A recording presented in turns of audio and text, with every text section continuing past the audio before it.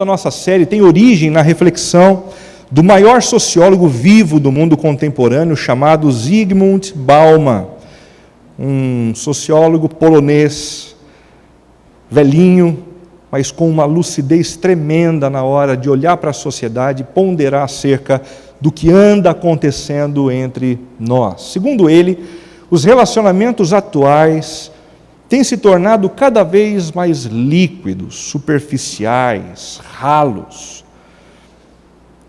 Ou seja, eles têm se tornado incapazes de permanecer da mesma forma por muito tempo. E como consequência desta infeliz evolução, se é que a gente pode chamar essa mudança que vem ocorrendo de evolução, ele afirma que tem crescido em nossa sociedade um sentimento de profunda insegurança e insatisfação. Nós somos bombardeados o tempo todo na TV, nos jornais, nas revistas, com apelos para as mudanças de relacionamento das mais diversas. Nós precisamos evoluir, nós precisamos mudar a nossa mente, nós precisamos nos desvencilhar de alguns paradigmas antigos para abraçar o novo, como se o novo fosse sinônimo de segurança de sucesso, de segurança de bem-estar e de segurança de algo que perdure. Mas quando a gente olha para o resultado daquilo que a cultura tem produzido ao nosso redor, a gente precisa ser crítico para com isso. Zygmunt Bauman, um sociólogo que não trabalha com perspectivas cristãs, olha para o que está acontecendo e diz: não é bom, é fluido, é líquido, é superficial, e nós precisamos rever isso. Do contrário, a nossa sociedade pode caminhar a passos largos na direção da destruição. Em primeiro lugar, nós conversamos sobre os efeitos desses relacionamentos líquidos na espiritualidade, como muita gente tem largado mão de Deus, quando Deus não faz aquilo que essas pessoas mais desejam. Também vimos os efeitos disso dentro da família, no relacionamento conjugal, no relacionamento entre pais e filhos, entre irmãos. Também conversamos na terceira semana sobre os efeitos desses relacionamentos líquidos na comunidade cristã, dentro da igreja, nesse espaço comunitário. As marcas disso estão aqui, porque nós somos bombardeados pela cultura, e quando nós não nos atentamos, nós trazemos para a nossa vida e para o convívio comunitário alguns pressupostos que não deveriam nos orientar. Semana passada nós tivemos uma conversa muito interessante sobre os efeitos dos relacionamentos líquidos nas amizades e como elas têm se tornado cada vez mais descartáveis, volúveis, dependentes de uma série de critérios que nem sempre são favoráveis a elas. Hoje nós vamos conversar sobre relacionamentos líquidos e seus efeitos na vida profissional. Na vida profissional. Como a sociedade, em especial o ambiente dos negócios, o ambiente profissional tem padecido com essa mesma pecha identificada por Zygmunt Bauman de amor líquido. Algumas evidências disso. Em primeiro lugar, a falta de dedicação de alguns funcionários na medida aguardada por seus empregadores. Tem gente que só deseja o trabalho quando se encontra numa situação de desemprego. Aí sim, é gente orando, é gente pedindo por trabalho, é gente fazendo promessa, carregando piano, porque eu quero um trabalho, eu quero alguma coisa que me ajude a sustentar a minha casa. Depois que o sujeito encontra o seu trabalho, a primeira postagem do Facebook do sujeito é a postagem da sexta-feira. A sexta-feira chegou, a alegria reina em meu coração novamente, porque cessou o trabalho e agora a diversão vai começar. Não é assim? Depois, na segunda-feira, 3 dias depois, uma nova postagem. Que cansaço, que dificuldade. Segunda-feira, ó dia cruel, ó céus, ó vida. E as reclamações naturais de quem se envolve no ambiente de trabalho.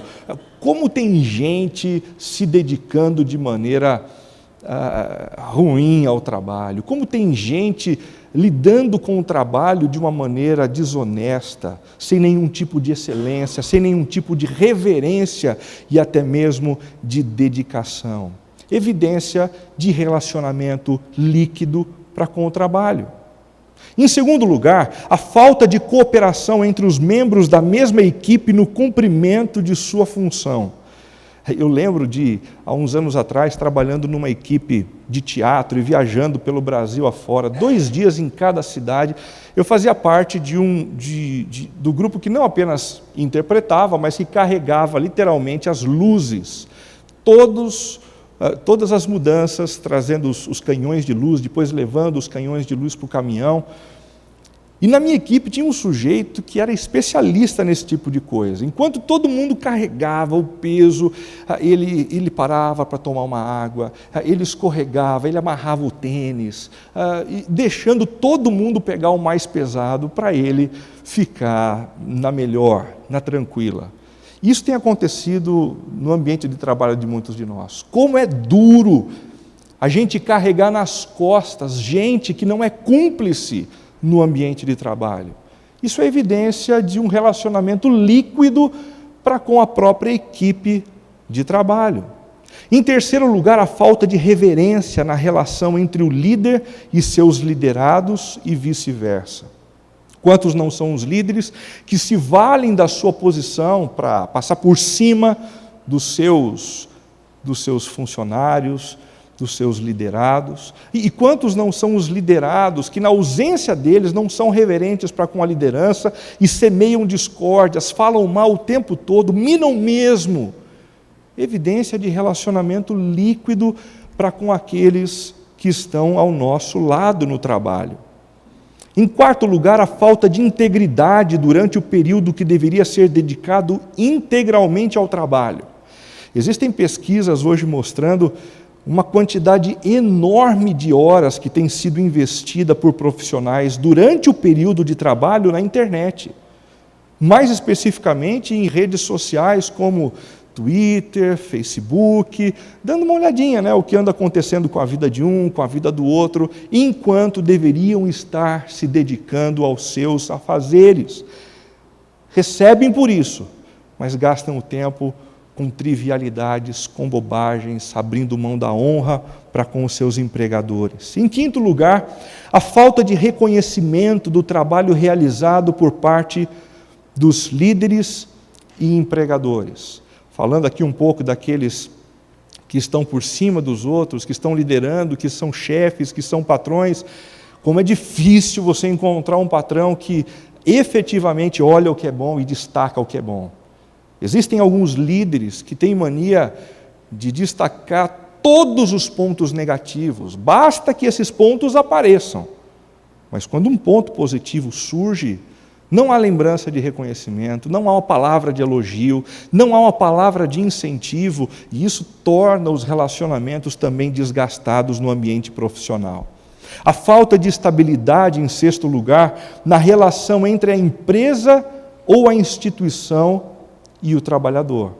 Essa história do empregador ficando muito tempo com um funcionário, ou um funcionário ficando muito tempo numa mesma empresa, numa mesma instituição, tem sido cada vez mais uma história muito rara. Dá só uma olhadinha numa pesquisa realizada pela Tendências de Talento, ainda nesse ano de 2015.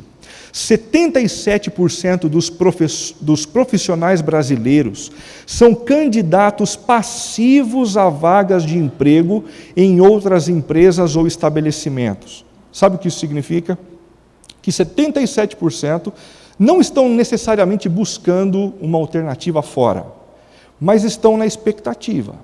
E se surgir uma piscadinha de olho, mais mal criada, mais mal intencionada, com R$35 a mais, leva. Gente, esse número é muito grande. Quase 8 em cada 10 funcionários vivem assim, na expectativa de mudarem de um trabalho para o outro, recebendo uma piscadinha diferente. 63% dos profissionais brasileiros usam regularmente as redes sociais para conseguir um novo emprego, o que representa o 4º lugar no ranking mundial de utilização de redes sociais para uma nova ocupação profissional. 63%. Se você é dono de uma empresa, pouco mais de 6 em cada 10 dos seus funcionários têm o seu nome num site de busca e estão esperando efetivamente por um outro trabalho. 85% dos profissionais brasileiros têm interesse no contato com um headhunter, um caçador de talentos. E esse é um número bastante expressivo porque ele aparece como 7% a mais do que a média mundial. Existe uma outra pesquisa interessantíssima, recente, que foi feita pela LinkedIn, que nós conhecemos muito bem. Ela diz o seguinte: 39% dos profissionais brasileiros mudam constantemente, não apenas de emprego, mas também de carreira. Percebam, gente, não é um relacionamento líquido apenas com a empresa e com a atividade que se realiza nesse ambiente, mas com a sua própria condição profissional. Tem gente que, se tiver que mudar completamente o que faz e sair de uma área e ir para outra, muda. Quase 40% faz isso. A pergunta que fica é: o que tem movido essas pessoas a um movimento como esse?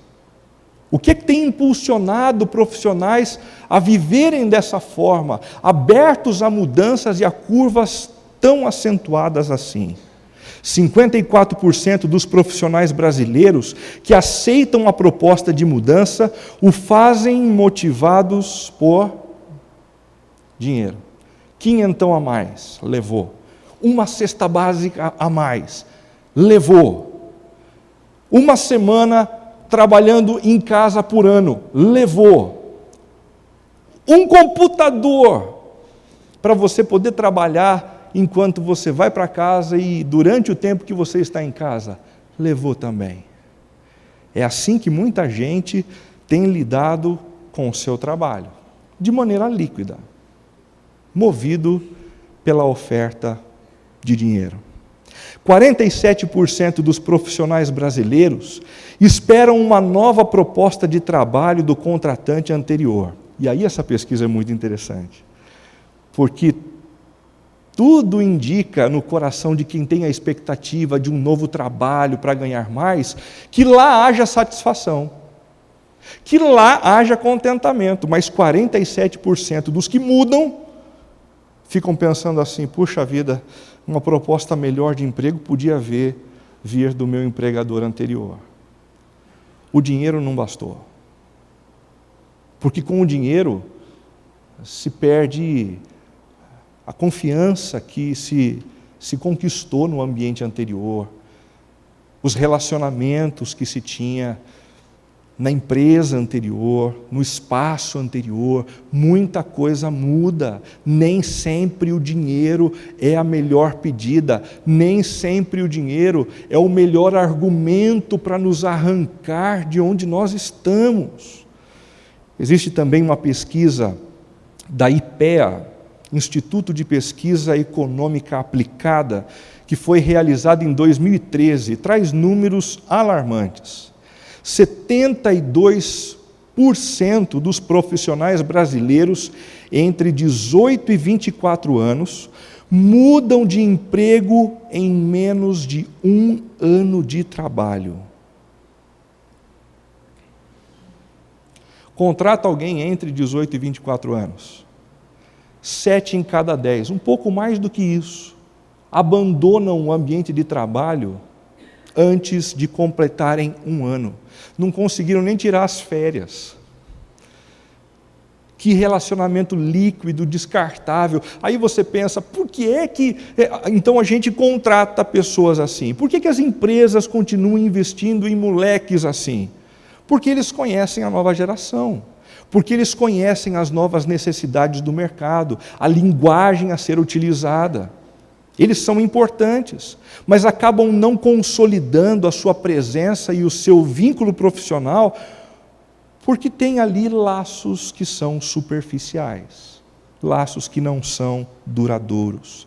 41% dos profissionais brasileiros com mais de 25 anos mudam de emprego em menos de um ano. A estatística é um pouco melhor, mas eu espero que você concorde comigo, ainda é uma estatística assustadora, com mais de 25 anos, gente sobre as quais se esperava um pouco mais de maturidade, mudando com menos de um ano de permanência no ambiente de trabalho.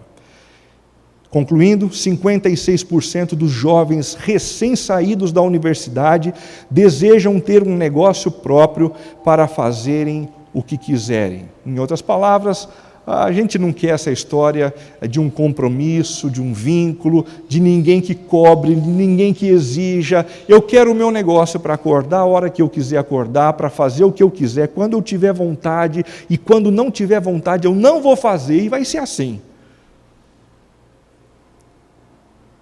É exatamente esse pensamento que tem tomado conta de muitos dos nossos jovens, infelizmente. Quais são as razões para isso? Por que o mercado anda desse jeito? Por que os relacionamentos líquidos têm tomado conta das relações profissionais? Eu acredito que por 3 razões, baseando a minha reflexão no que diz o próprio Zygmunt Bauman. Em primeiro lugar, pelo deslocamento da formação para o trabalho para a formação para o consumo. Vem comigo. Antigamente, as pessoas eram formadas na escola, nos cursos profissionalizantes, nas faculdades, visando o trabalho. Elas sonhavam com a sua ocupação. A ocupação profissional era o seu desejo. Hoje, não é mais assim. O alvo maior não é o trabalho, não é mais a profissão, mas o consumo. E se o trabalho aonde eu estou continua me dando progressivamente uma condição maior de consumo, eu permaneço ali.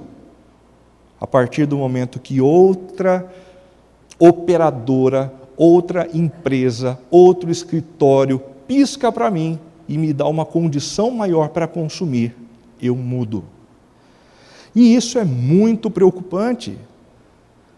O trabalho tem sido visto de maneira líquida.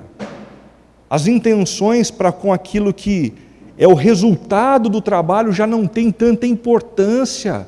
E isso é perigoso. Em segundo lugar, o deslocamento da conexão com o propósito para a conexão com o prazer. Antigamente, as pessoas iam para o trabalho e ganhavam a consciência do que a empresa fazia, do que o escritório fazia, do que o consultório fazia, e todo mundo se alinhava num mesmo propósito, e ganhava dessa forma sentido para aquilo que fazia. Hoje é diferente. Hoje, a conexão desejada é a conexão com o prazer. Está gostoso no ambiente de trabalho? Eu permaneço. Começou a ficar chato, começou a ter rusga, começou a ter disputa demais, gente puxando meu tapete, não vou lidar com esse problema, eu saio. A cada dia que passa, os profissionais vão tendo menos coragem para enfrentarem os problemas interpessoais no ambiente de trabalho e pulam de um lado para o outro porque vão criando problema, não vão suportando as situações e pulam. O movimento de saída é um movimento de fuga, é um movimento de dispersão e de diluição da nuvem de problemas e de adversidades. Em terceiro lugar, o deslocamento do cumprimento da vocação para o cumprimento da ocupação. Houve um tempo em que as pessoas trabalhavam porque elas serviam a um propósito bem maior, a uma vocação que elas acreditavam terem recebidas. Alguns acreditando que essa vocação veio do próprio Deus. Hoje em dia, não há mais essa preocupação. O medo não é a ausência de uma vocação, mas a ausência de uma ocupação. Eu não quero ficar sem um emprego, mas se eu tiver, qualquer um pode ser. Em qualquer lugar, fazendo o que tiver que fazer, conquanto ninguém me encha a paciência e continue me dando uma condição de consumo progressiva. Esse negócio é complicadíssimo. O Zygmunt Bauman diz que viver dessa maneira é como viver patinando sobre o gelo. É o que diz esse texto de modernidade líquida. Indivíduos frágeis, destinados a conduzir suas vidas numa realidade porosa, sentem-se como que patinando sobre gelo fino. E ao patinar sobre gelo fino, diminuir a velocidade também significa a ameaça real de afogar-se. Portanto, a velocidade sobe para o topo da lista dos valores de sobrevivência. A pergunta que eu faço para você nesse momento é a seguinte: com a sua atividade profissional, seja ela qual for, você tem servido a uma vocação explícita de Deus, ou você simplesmente tem patinado sobre gelo fino, sem parar, porque se parar, quebra o gelo e morre afogado? Quem é você? Um cumpridor de vocação? Alguém que vive em função do seu chamado? Ou alguém que simplesmente anda patinando por aí? Robert Bellah, em Habits of Heart, Hábitos do Coração, diz algo muito significativo sobre o trabalho. Quando o assunto é trabalho, precisamos resgatar o conceito de vocação ou de chamado. Um retorno à noção de trabalho sob uma nova ótica que o veja como contribuição para o bem comum e não como um meio para o progresso individual. Nós precisamos, é urgente. Quem não faz isso tende a levar a vida e a empurrar com a barriga um sentimento de fracasso que vai nos engolir no futuro. Vai roubar a nossa paz anos à frente. O problema é que a nossa cultura não pensa anos à frente, nós só pensamos no imediato, na ocupação do imediato, no dinheiro do imediato e no consumo do imediato. Isso vai arrebentar a nossa vida. Nós precisamos perseguir vocações, nós precisamos de um sentido que nos oriente, que nos motive. E esse sentido precisa estar para além de um prazer ou um benefício individual. O que eu faço, diz Robert Bellah, deve ser algo que beneficia e muito aqueles que estão ao meu redor. Nessa direção, Tim Keller, em Fé e Trabalho, um livro maravilhoso que eu indico a todos aqueles que estão dispostos a crescer nessa área da relação entre a fé cristã, o discipulado de Cristo e o seu trabalho, diz assim: hoje a palavra vocação remete apenas ao trabalho, mas este não era o sentido original. O termo latino vocare, chamar, é raiz de nossa palavra vocação, ou seja, o trabalho só é uma vocação se alguém chamar você para fazê-lo e se ele for feito para quem o chamou e não para você mesmo. Do contrário, não é vocação. O que você faz por chamado. O que você faz por você ou pelos outros? Segundo Tim Keller, até mesmo uma Uma mulher que não trabalha fora de casa pode ter o seu valor e o seu senso de sentido garantido se ela entender que essa é a condição dada a ela por Deus, a vocação dada a ela por Deus, naquele momento, naquela situação, porque é um chamado, trabalho atrelado a um chamado de alguém, e mais do que isso, feito para esse alguém que nos chamou.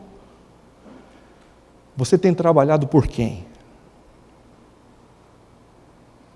Em nome de quem você levanta às segundas-feiras pela manhã? Por quem você derrama algumas gotas de suor? Por quem? A espiritualidade cristã nos chama, nos convoca a percebermos no trabalho uma vocação de Deus.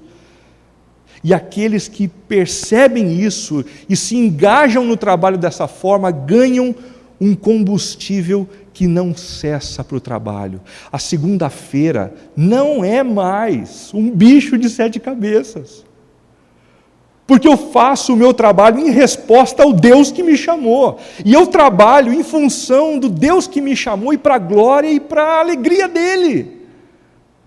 A sexta-feira não é aquele dia esperado para que se cesse o caos e então entre a ordem do lazer. É simplesmente a entrada de um tempo de descanso. Há privilégio no descanso e há privilégio também no prazer. E a gente não precisa desmerecer um em nome do outro. Quando nós temos uma visão de chamado, quando nós temos uma visão de vocação.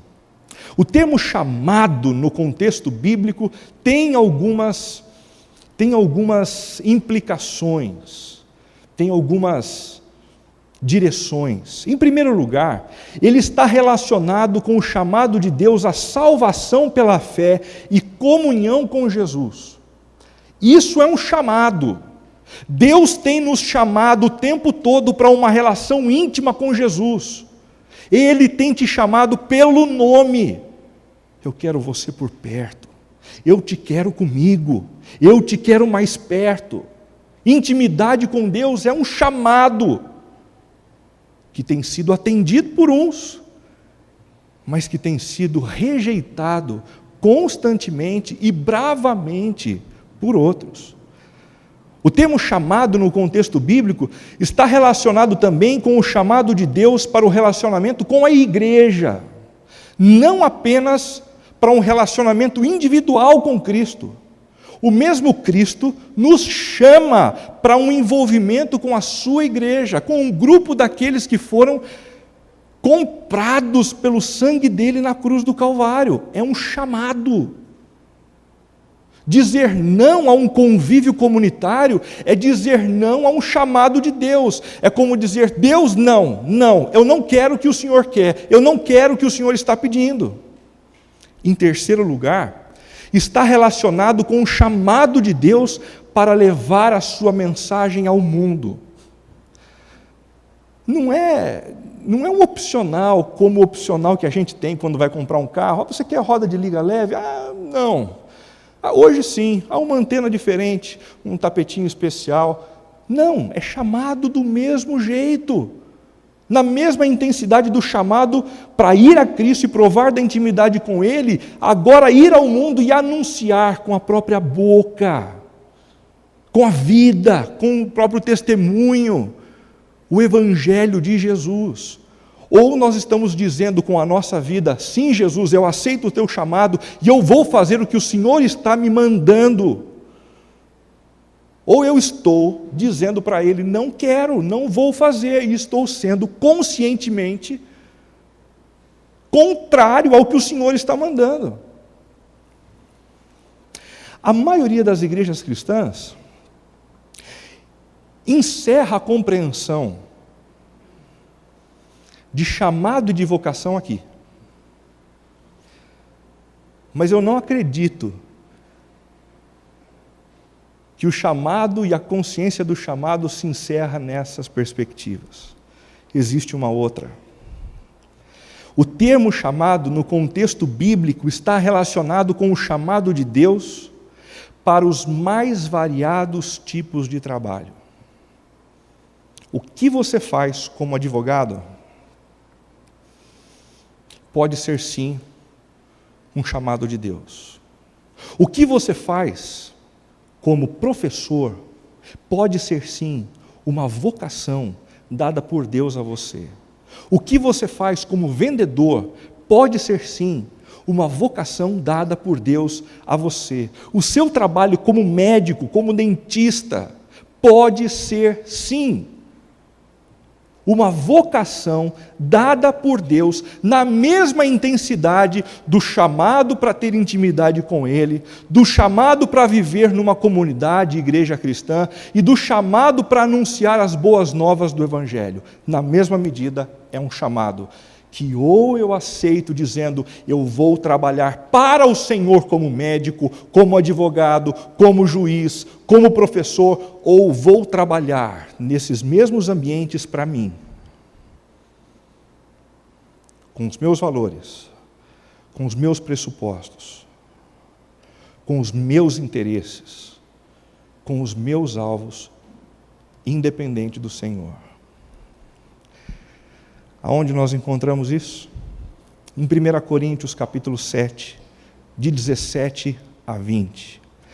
Entretanto, diz Paulo à igreja de Corinto, cada um continue vivendo na condição que o Senhor lhe designou e de acordo com o chamado de Deus. Esta é a minha ordem para todas as igrejas.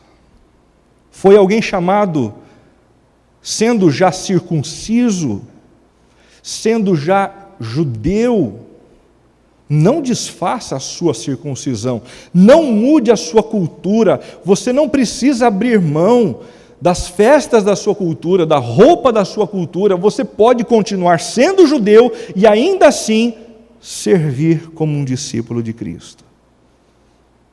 Não desfaça a sua circuncisão, não se desvencilhe da sua cultura. Foi alguém chamado sendo incircunciso, não se circuncide. Foi alguém chamado sendo grego, diferente daquele que nasceu entre os judeus. Não precisa se tornar um judeu. Não precisa usar roupa de judeu. Não precisa ter os costumes de judeu. Você pode ser um grego, um italiano, até argentino dá para ser. E ainda assim, ser um discípulo de Cristo. A circuncisão, a cultura, a nacionalidade não significa nada. E a incircuncisão também nada é. O que importa, de verdade, gente, é obedecer os mandamentos de Deus aonde eu estou. Obedecer os mandamentos de Deus aonde eu estou.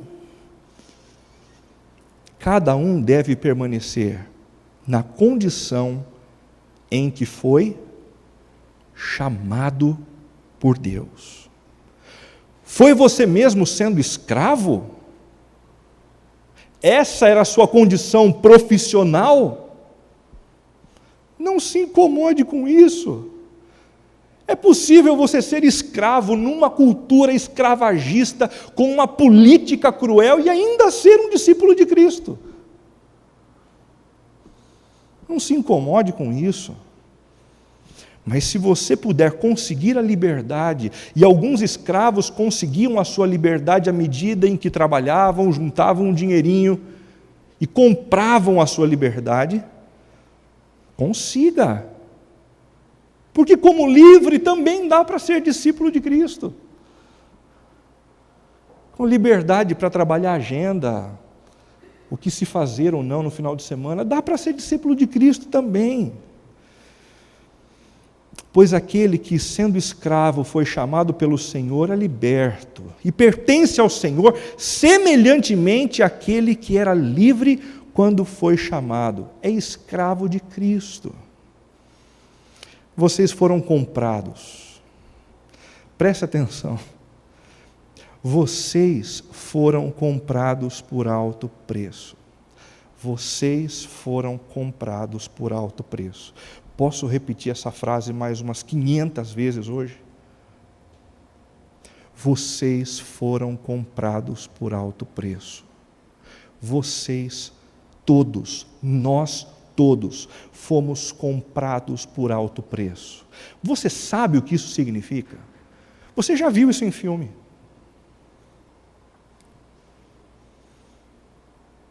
Em alguns filmes aparece aquela história de alguns escravos num palco como esse, sendo leiloados.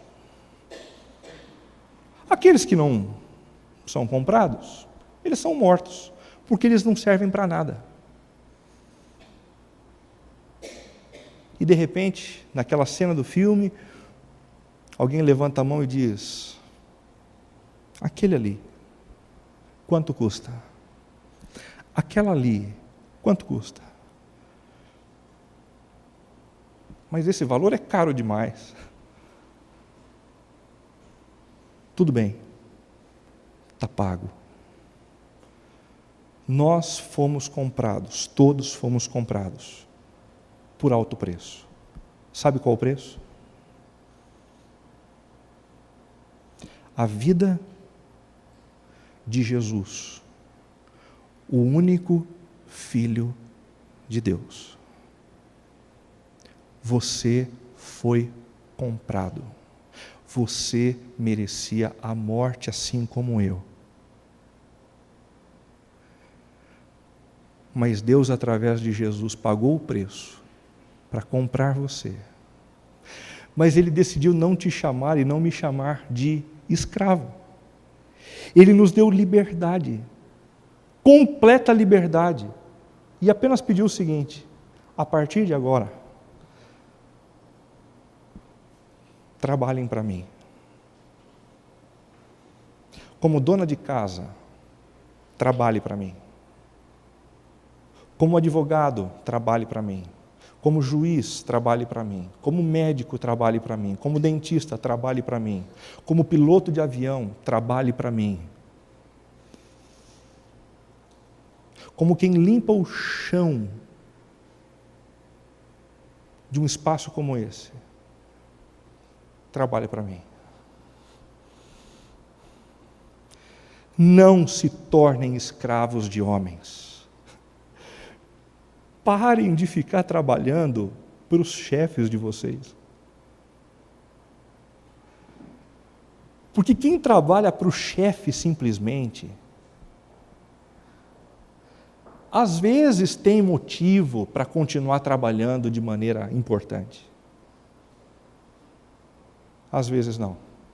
Às vezes tem briga, às vezes o chefe pisa na bola, às vezes a gente não quer mais trabalhar servindo ninguém que está ao nosso redor no ambiente de trabalho, mas se nós nos submetermos voluntariamente à escravidão a Cristo, vai sobrar motivo para trabalhar para Ele, porque nós fomos chamados para estar onde nós estamos.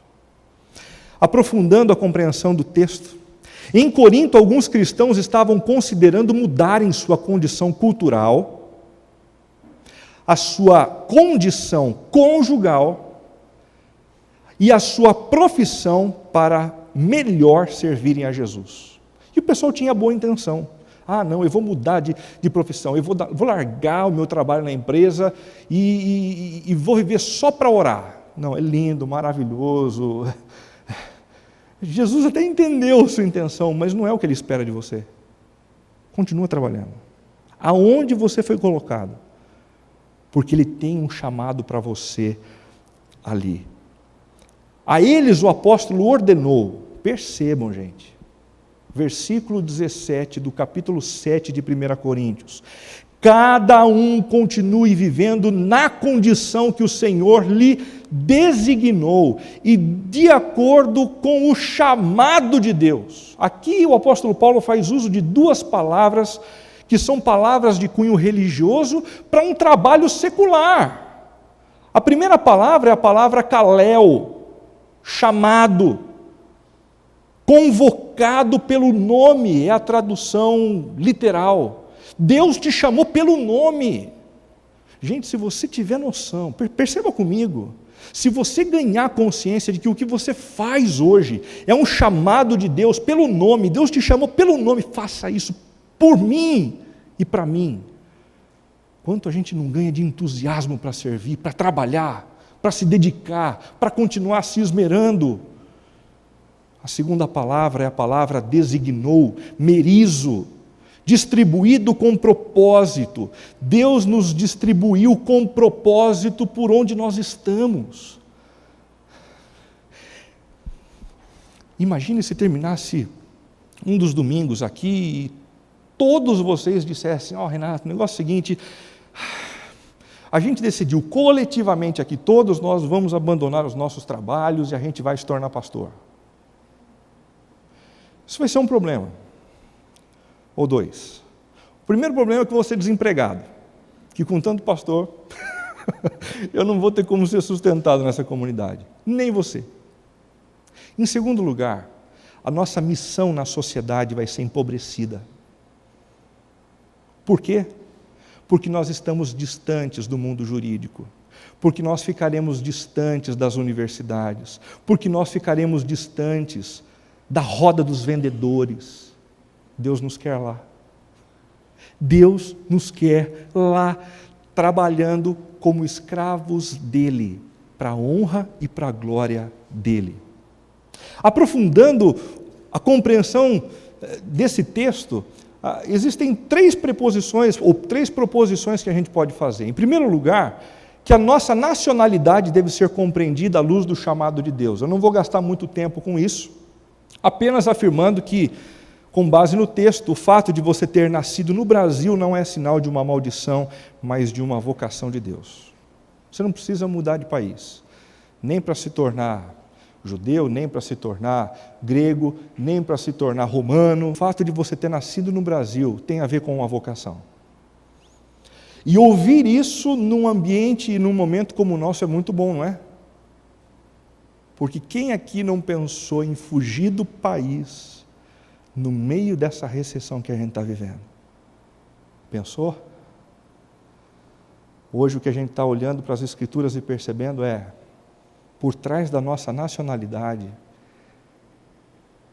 há uma vocação. E eu não estou dizendo com isso que pessoas não possam ir e vir, mas se forem fazê-lo, que o façam por obediência a uma nova vocação. Com o propósito de servir a Jesus, você não deve mudar de cultura, mas obedecer aos mandamentos de Deus. Se você é alguém que usa piercing, pertence a alguma tribo completamente diferente da tribo de outras pessoas que frequentam esse grupo, a nossa comunidade está de braços abertos para você. Pode vir do jeito que você quiser. A sua tribo gosta de se vestir de preto? Lindo, maravilhoso. Venha de preto. E nos domingos que se sucederem também. Porque o que importa é obedecermos os mandamentos de Deus. E os mandamentos de Deus não são fazedores de uma subcultura, mas de uma igreja comprometida com os mandamentos dele. Em segundo lugar, a nossa vida afetiva deve ser compreendida à luz do chamado de Deus. Algumas pessoas lá em Corinto estavam querendo se separar, porque se converteram a Jesus e chegavam em casa e não conseguiam manter uma relação com o cônjuge descrente, aquela coisa toda, é muita dificuldade, o meu cônjuge não olha para Jesus, não acredita nos mesmos princípios que eu, vou separar. Paulo está escrevendo assim, viu? Separa não. Cada um permaneça na condição em que está.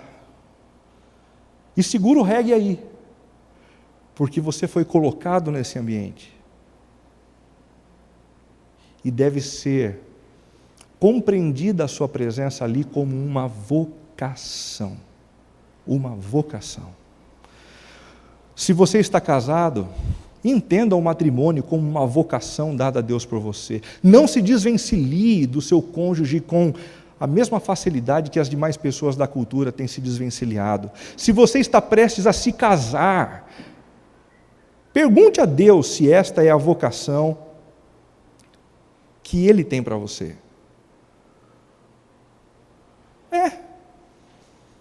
Porque às vezes não é essa a vocação. Sabe, esse negócio de casar implica numa série de coisas que às vezes a gente não leva em consideração.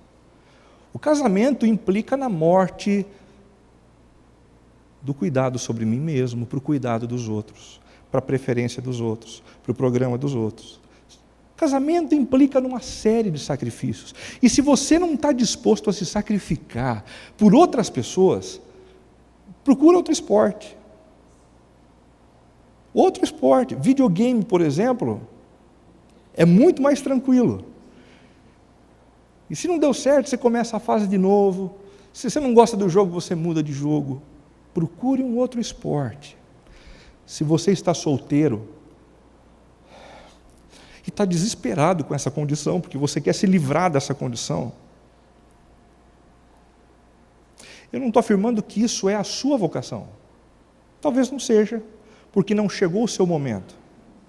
Mas também não desconsidere a possibilidade desta ser a sua vocação. Vocação. Por que não? Quando a gente ouve um negócio desse, a gente fica desesperado porque a nossa sociedade, impregnada pelos conceitos freudianos, diz que o centro é o sexo, e se você não tem sexo, não é vida. Bobagem. Paulo escreve esse texto dizendo assim: eu sou solteiro, viu, gente? E estou muito bem, obrigado. Eu não vivo em função do sexo. O sexo não é que alimenta a minha vida. Eu sou escravo de um outro Deus. De um outro Deus. E é Ele quem me nutre. É Ele quem me carrega. É Ele quem mantém a minha autoestima. É Ele quem dá sentido para a minha vida. E não o sexo. E o que mais interessa para a nossa discussão hoje? A nossa vida profissional deve ser compreendida à luz do chamado de Deus. A nossa vida profissional deve ser compreendida à luz do chamado de Deus. Na Idade Média, o único trabalho visto como fruto do chamado e vocação era o religioso. Na Idade Média. Quem que tem chamado e vocação? Padre, pastor, missionário. E o resto? O resto é comedor de dinheiro. Trabalho santo é trabalho na igreja. O resto, cada um por si, Deus por todos, vale tudo de segunda a sábado e o negócio é fazer dinheiro. Engraçado que essa visão medieval não é tão medieval assim, não é? Desde então, o religioso não pode ganhar bem, nem o profissional deixar de lutar por aumento. É como se fosse sujo ver um padre sendo bem remunerado, conseguindo comprar sua casa própria, o seu carro com dignidade e vivendo com moderação uma boa vida. Por outro lado, não é cabível a um profissional dizer não a uma oportunidade de trabalho com um salário maior, porque eu acredito que Deus me chamou para estar aqui. Isso é um absurdo. Um absurdo. 1 Coríntios 7 acaba com essa dicotomia medieval e convida ambos, clérigos e leigos, a se entenderem como discípulos de Cristo, se dedicando inteiramente a Deus. Deixa eu só mostrar esse quadro interessante para você, para esclarecer o que eu acabei de dizer. Na perspectiva medieval, o trabalho religioso é definido por um senso de vocação. Deus te chamou, meu filho, para ser padre, para ser pastor, para ser missionário. Você tem certeza que foi Deus mesmo que te chamou? Porque, olha, não dê esse passo se você não tiver certeza, hein? Os pais ficam desesperados quando ouvem isso dos filhos, né? Quando minha mãe ouviu que eu ia ser pastor, ela falou: meu Deus do céu!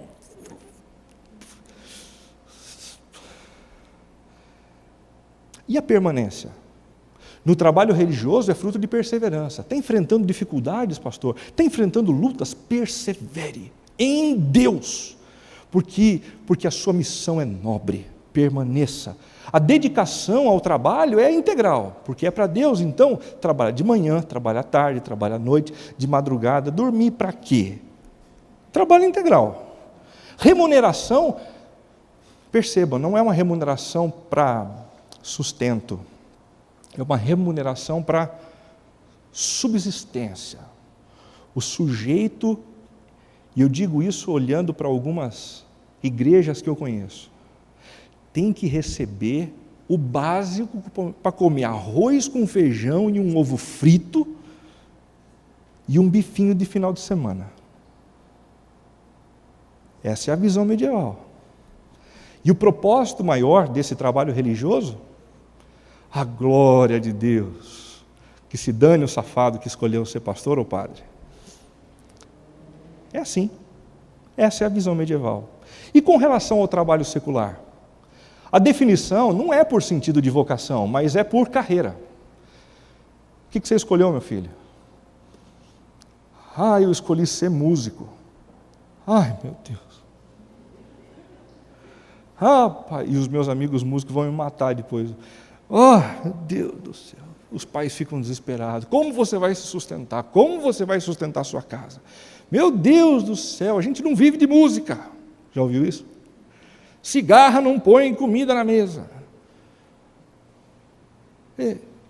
Não tem vocação. A questão é carreira.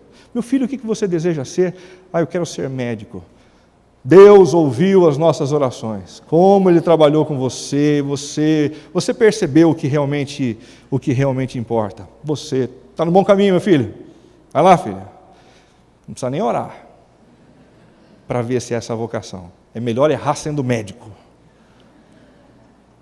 A permanência não é uma questão de perseverança, mas é uma questão de oportunidade. Pintou uma oportunidade melhor, alguém piscou com 500 a mais.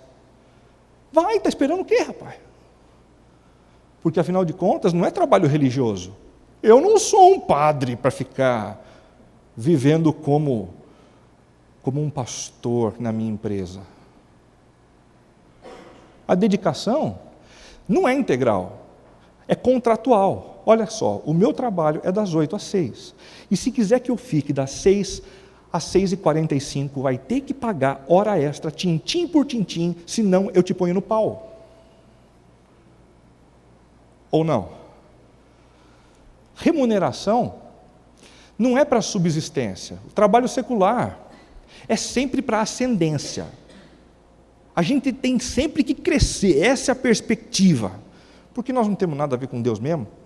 Esse negócio de Deus é coisa para pastor, é coisa para padre. E o nosso negócio é fazer grana, dinheiro, crescer, ascender profissionalmente, o tempo todo, carreira, pá. E o propósito?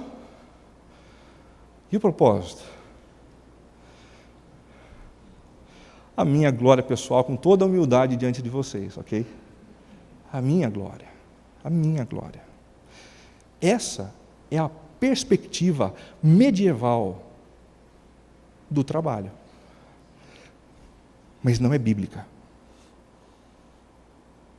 A perspectiva bíblica entende que todos nós, clérigos, pastores, padres, missionários, ou engenheiros, advogados, dentistas, somos a mesma coisa. Sabe o que nós somos? Discípulos de Cristo. Cada um numa função profissional diferente. Mas a definição do que fazemos deve ser fruto da obediência a um chamado divino. Tanto eu quanto você. A permanência no trabalho deve ser fruto da percepção clara do mover de Deus.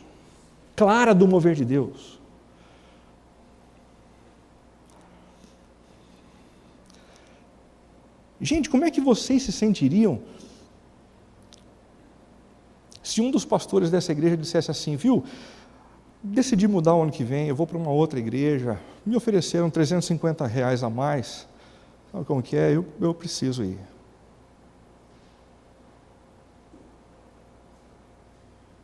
salafrário,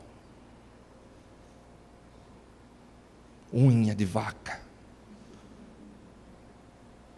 ganancioso.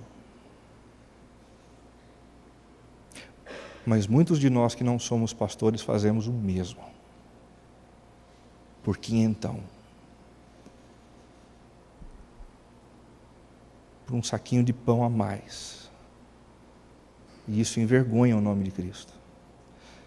A dedicação de ambos, todos os discípulos de Cristo, integral e equilibrada. Se você faz por convicção de chamado, pode ser até um trabalho dentro de casa. Eu faço porque Deus me chamou. E Deus me chamou das 8 às 6. Eu vivo integralmente para isso. E nas mais variadas áreas profissionais, trabalhando integralmente. Mas resguardando com limites o cultivo da fé, da saúde e da espiritualidade. Se você trabalhar mais e passar por cima de uma dessas coisas, você não está respondendo a um chamado de Deus. Posso falar de novo? Se você está passando por cima de uma dessas 3 áreas, você não está trabalhando como fruto de resposta a uma vocação de Deus, você está trabalhando numa medida a servir a si mesmo, a sua própria ambição, a sua própria vontade de crescer. Remuneração. Agora complicou. Como é que funciona a remuneração de um discípulo de Cristo? Baseada em reconhecimento. A Bíblia diz que todo profissional deve ter o devido reconhecimento. E aqueles profissionais, diz a Bíblia, que trabalham com excelência, merecem honorários dobrados, visando o seu sustento. E também a generosidade para com ele. Assim deve ser a remuneração de todos os discípulos de Cristo. E o propósito? A glória de Deus e a utilidade aos outros. A glória de Deus e a utilidade aos outros.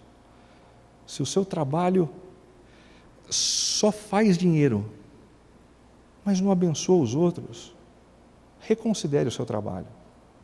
Não só o seu trabalho, reconsidere a sua profissão.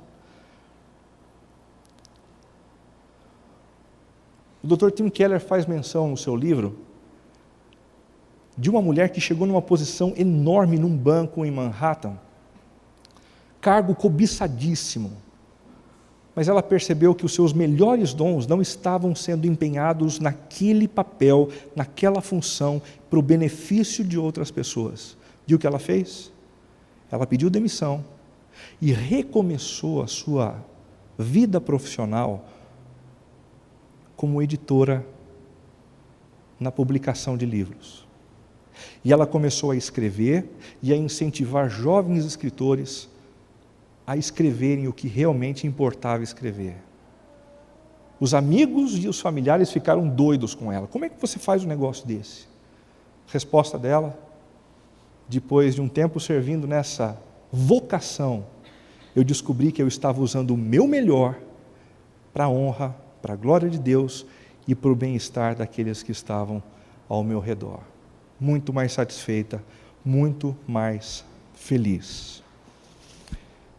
Tim Keller diz: os cristãos deveriam estar cientes desse entendimento revolucionário sobre o propósito de seu trabalho neste mundo. Não devemos escolher empregos e conduzir nosso trabalho visando obter satisfação pessoal e poder, porque ser chamado por Deus para realizar alguma coisa, porque ser chamado por Deus para realizar alguma coisa, porque ser chamado por Deus para realizar qualquer coisa, já é algo suficientemente poderoso. O Criador do universo contando com você. Ele podia fazer sozinho, mas decidiu fazer através de você. Concluindo,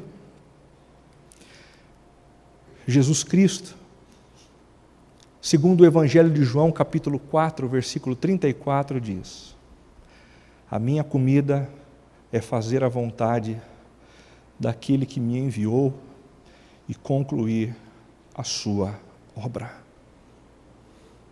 A minha comida, o que me alimenta, o que me sustenta, o que me põe de pé, é fazer a vontade daquele que me enviou e concluir não a minha, mas a obra dele. Foi exatamente porque Jesus pensava assim, que ele aceitou a missão de ir até a cruz do Calvário, levar sobre ele os nossos pecados e morrer por nós numa cruz, com a convicção de que ele estava respondendo à vocação última do Pai para com ele. Louvado seja o nome de Jesus, porque ele trabalhou em vida a serviço do seu Pai. Que Deus seja louvado ao nos ver trabalhando todos os dias, com empenho e com excelência, para a honra e para a glória dEle. Vamos fechar os nossos olhos, vamos orar. Certamente você tem algo para conversar com Deus nesse momento. Faça uso de alguns instantes para passar limpo a sua vida profissional, a sua situação neste momento. Converse com aquele que te comprou por um alto preço na cruz do Calvário.